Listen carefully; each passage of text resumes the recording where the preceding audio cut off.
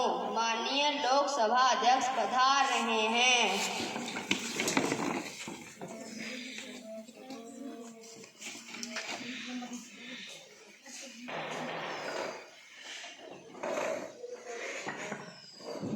माननीय सदस्यों, आप सभी को गुड आफ्टरनून।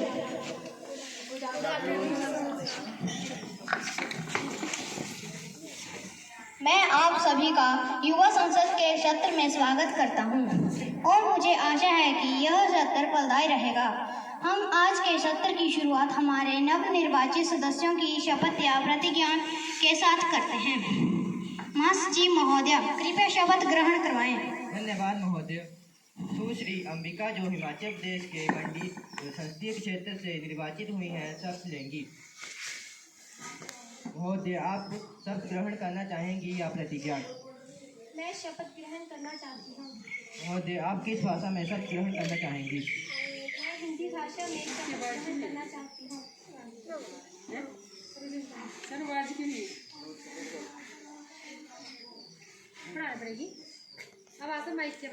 संसद की नवनिर्वाचित सदस्य हूँ। मैं ईश्वर की शपथ लेती हूँ कि मैं विधि द्वारा स्थापित भारत के संविधान के प्रति सच्ची श्रद्धा और विश्वास रखूंगी तथा देश की प्रभुसत्ता एवं एकता को बनाए रखूंगी। जिस पद को मैं ग्रहण करने वाली हूँ, उसका मैं श्रद्धापूर्वक पालन करूंगी।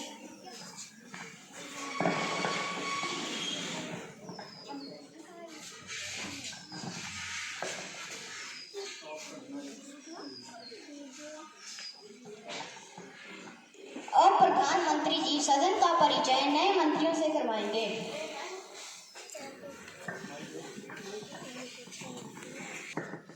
महोदय, मैं संसद का परिचय नए मंत्रियों से करवाना चाहूंगा। श्री विराट ठाकुर जी, रेल मंत्री। श्री असलम जी, खेल मंत्री।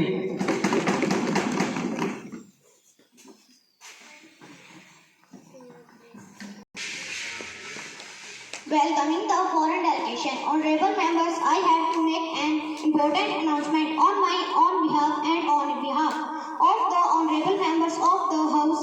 I have great pleasure in extending our warm and hearty welcome to the honorable members of the British parliamentary delegation who are on a visit to India as our honored guests. It is very high-power delegation. The delegation arrived on 10th July. They are now seated in the special box. We wish them a happy and comfortable stay in our country. Miss Kelly, Miss Mary, Mr. Adam. महासचिव जी, आज का agenda और प्रश्नों की सूची विस्तृत की जाए। आज का एजेंडा और प्रश्नों की सूची विस्तृत की जा रही है।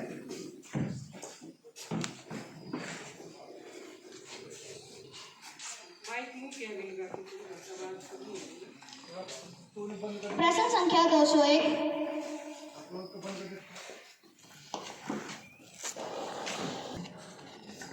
धन्यवाद अध्यक्ष महोदय, आपने मुझे प्रश्न पूछने का अवसर दिया। मैं परिवहन मंत्री से यह पूछना चाहता हूँ कि आए दिन सड़क दुर्घटनाएं हो रही हैं। इन दुर्घटनाओं को रोकने के लिए सरकार क्या कदम उठा रही है?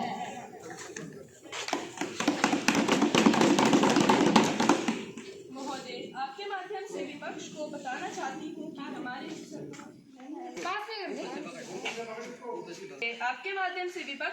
चाहती हूँ कि हमारे सरकार ने मोटर वाहन अधिनियम के नियमों का उल्लंघन करने पर चालान की राशि बढ़ा दी है, ताकि लोग धन के नुकसान के डर से ही नियमों का पालन करें। जैसे शराब पीकर गाड़ी चलाने का चालान 10,000 रुपए, बिना लाइसेंस के गाड़ी चलाने का चालान 5,000, ड्राइविंग करते समय मोबाइल फोन चलाने पर 5,000, ओवरलोडिंग का 20,000, ओवर स्पीड का 20,000, बिना इंश्योरेंस के 2,000 से 4,000, सीट बेल्ट व हेलमेट के 10,000। अगर कोई नाबालिग गाड़ी चलाते समय पकड़ा जाता है तो उसे 25,000 का चालान व उसके माता पिता को 3 वर्ष की सजा हो सकती है।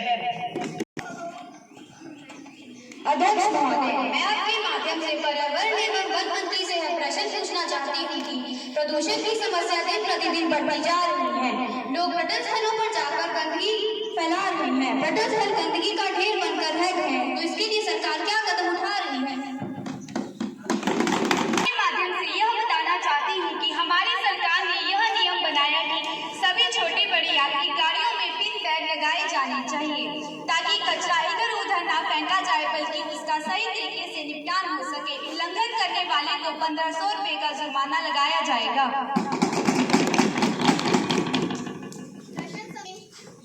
माननीय अध्यक्ष महोदय, मैं आपके माध्यम से माननीय कृषि मंत्री से यह जानना चाहती हूँ कि देश में किसानों की आत्महत्या क्यों बढ़ती जा रही है। समाचार पत्र, टीवी के चैनल पर की खबरों में किसानों की आत्महत्या की कहानी क्यों बयान हो रही है। मैं पूछती हूँ कि आत्महत्या की चिता पर सुलाकर किसानों को कैसे नींद आ जाती है इस देश के प्रधान को, मैं ही नहीं बल्कि पक्ष विपक्ष और पूरा देश जानना चाहता है कि किसानों की आत्महत्या को रोकने, उनकी आय बढ़ाने व किसानों की जीवन दशा को सुधारने के लिए आपकी सरकार की क्या योजनाएं हैं। स्पीकर सर, मैं आपके माध्यम से विपक्ष को यह बताना चाहती हूँ कि हमारी सरकार ने किसानों के विकास और उनकी आत्महत्याओं को रोकने के लिए भविष्य में अनेक संभावित योजनाएं लागू करने जा रही है। किसानों को उन्नत किस्म के बीज मुहैया करवाए जा रहे हैं। कृषि उपकरणों पर सब्सिडी दी जा रही है। सिंचाई के लिए टैंक व नहरें बनाई गई हैं। अनाज भंडारण की व्यवस्था की गई है। पहले 6 वर्ष के लिए कृषि ऋणियों को ब्याज मुक्त किया गया है। हर वर्ष किसानों के खातों में किसान सम्मान निधि के रूप में 6000 रुपए ट्रांसफर किए जा रहे हैं। महोदय, मैं इनके उत्तर से सहमत नहीं हूँ। सरकार किसानों के खाते में हर वर्ष 6000 रुपए डालकर अपना पल्ला झाड़ रही है। सिर्फ इतना करना ही काफी नहीं है। जब किसान अपने हितों की लड़ाई लड़ते हैं और सड़कों पर उतरते हैं तो उनकी बात सुने बिना ही जबरन हटा दिया जाता है। यह लोकतंत्र की हत्या है। विपक्ष का यह सुझाव है कि किसानों को उनकी उपज का MSP दिलाया जाए। जो विपक्ष का सुझाव है वह सरकार के ध्यान में है। इसके लिए उच्च स्तरीय कमेटी का शीघ्र ही गठन किया जाएगा। महोदय, चंबा हिमाचल प्रदेश का पंडित जवाहरलाल नेहरू हॉस्पिटल व मेडिकल कॉलेज मरीजों का इलाज न करके केवल ट्रांसफर एजेंसी बन गई है। छोटी छोटी बीमारियों का इलाज करने के लिए लोगों को शिमला, चंडीगढ़, टांडा रेफर किया जा रहा है। मैं स्वास्थ्य मंत्री से यह जानना चाहती हूँ कि इस मेडिकल कॉलेज का कब दुरुस्त किया जाएगा। माननीय महोदय, मैं आपके माध्यम से विपक्ष को यह बताना चाहती हूँ कि मेडिकल कॉलेज चंबा के उप निर्माण का कार्य युद्ध स्तर पर किया जा रहा है। नए उपकरण भेजे जा रहे हैं। डॉक्टर और पैरामेडिकल स्टाफ की नियुक्ति की जा रही है। इसी माह डॉक्टर के 146 पद इंटरव्यू द्वारा भरे जा रहे हैं। इसके अतिरिक्त प्रदेश सरकार द्वारा डॉक्टर के 354 नए पद स्वीकृत किए हैं। दिसंबर सन 2025 तक इस कॉलेज की सभी कमियों को पूरा कर दिया जाएगा। महोदय, मैं यह जानना चाहती हूँ कि जब इनकी सरकार थी तब चंबा में एक भी डॉक्टर नहीं था।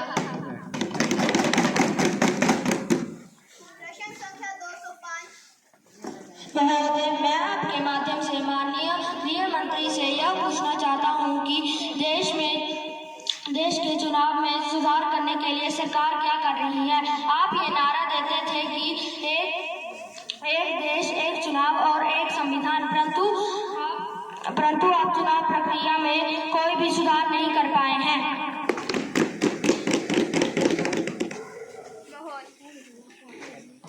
महोदय, हम जल्द ही चुनाव में अनेकों सुधार करने वाले हैं। एक देश एक चुनाव के लिए जन सहमति बनाने का प्रयास कर रहे हैं, जो हमारे लिए बहुत ही लाभकारी होगा। हम आज ही सदन में इलेक्शन लॉज अमेंडमेंट लाने वाले हैं और मुझे पूरा विश्वास है कि विपक्ष उस पर भी हंगामा करेगा। हम विपक्ष से अनुरोध करते हैं कि वह दलगत राजनीति से ऊपर उठकर कार्य करें। और विपक्ष के द्वारा ध्यानाकर्षण प्रस्ताव लाया जाएगा। धन्यवाद अध्यक्ष महोदय। मैं प्रधानमंत्री जी व अन्य सभी सभासदों का ध्यान आकर्षित करना चाहूँगा कि हमारे देश के पहाड़ी क्षेत्र जैसे कि हिमाचल प्रदेश, जम्मू कश्मीर व उत्तराखंड में आपदा की वजह से कई भूस्खलन होते हैं। हर साल बरसात के मौसम में आई आपदाओं से लोगों के घर आपदा की भेंट चढ़ जाते हैं।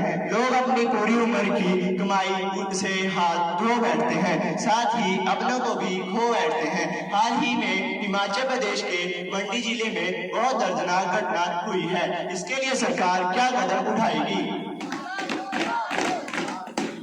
महोदय, हमें बहुत दुख है कि लोगों की जान माल का बहुत नुकसान हुआ है। लोगों ने अपनों को खोया है। हम उनकी संवेदनाओं को समझ सकते हैं।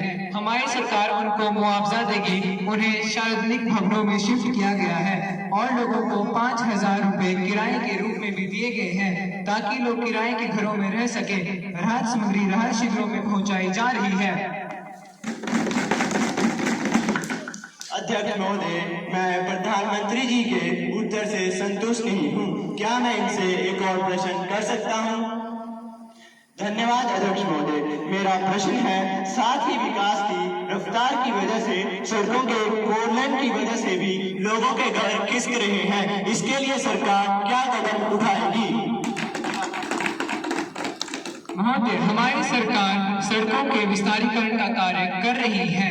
सड़कें विकास का प्रतीक होती हैं। सड़कों का निर्माण कार्य रोका नहीं जा सकता, परंतु NHAI राष्ट्रीय राजमार्ग प्राधिकरण ऑफ इंडिया को सख्त निर्देश दिए गए हैं कि वे लोगों के घरों को नुकसान पहुंचाए बिना सड़कों का निर्माण कार्य करें। अगर किसी के घर को नुकसान पहुंचा जाता है तो वहां सुव्यवस्थित ढंग से डंगे लगाए जाएं तथा पानी की कटाव की जहां अधिक संभावना है वहां पर पेड़ लगाए जाएं। आज का युवा संसद का अनिश्चितकाल के लिए स्थगित किया जाता है।